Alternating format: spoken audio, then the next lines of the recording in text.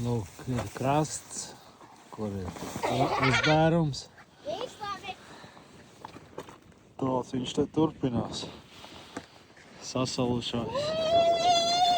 Sasalusī piekrasti Baltijas jūrā, Liepājas pilsētā. Tur ir ko ar saliņu veidojās. Te varētu no šitās vietas līdz tai vietai sasalt. Un tad mēs visi varētu slidot te pa to vidu. Nu, vai tas notiks? Tas var notikt. Ja veselu mēnesi sals Liepājā, tad jau tā arī būs. Pazies, te ir geizers. Liepājas geizers. Jā, tas pa skatiem.